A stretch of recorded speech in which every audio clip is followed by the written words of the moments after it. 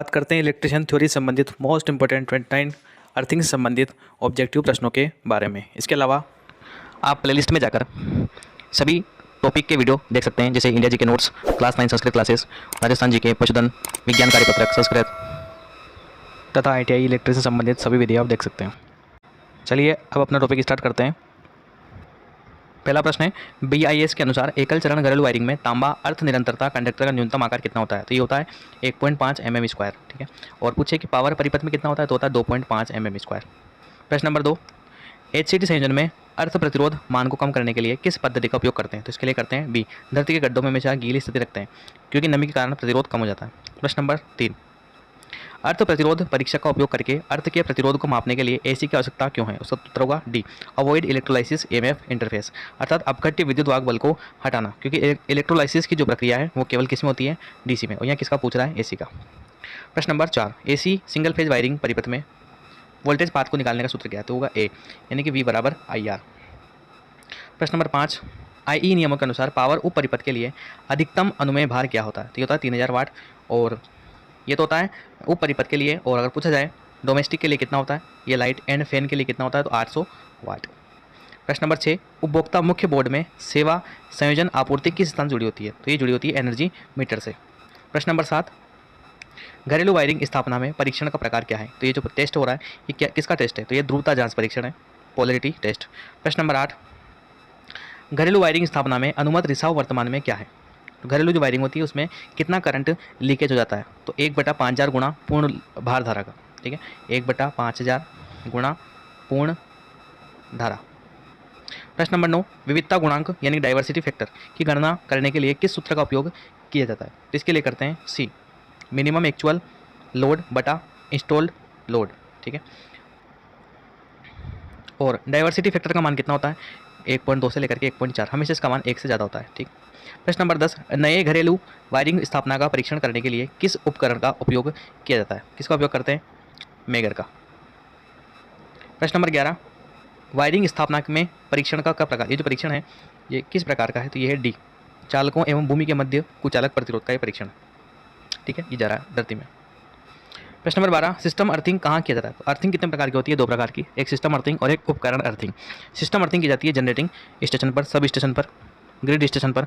बाकी जो तीनों हैं यहाँ पे कौन सी की जाती है? उपकरण अर्थिंग। प्रश्न नंबर 13, मेगर का उपयोग करके क्या परीक्षण किया जा सकता है? तो बी, कुचालक प्रतिरोध का परीक्षण कर सकते हैं।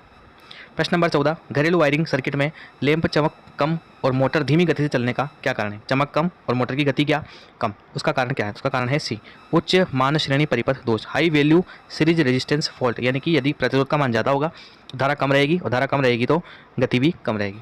प्रश्न नंबर 15, सिस्टम अर्थिंग को किस वायरिंग स्थापना के लिए किया जाता है?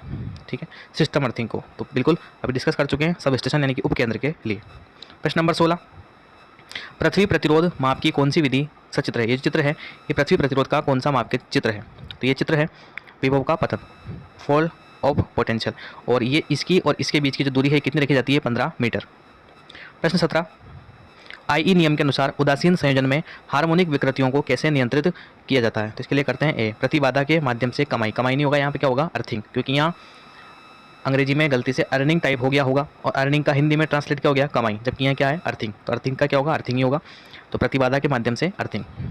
प्रश्न 18, अर्थ प्रतिरोध परीक्षक में धारा उत्क्रमक का कार्य क्या है? तो क्या कार्य है? सी, आपूर्ति को AC, ये याद नहीं है, ये होगा DC।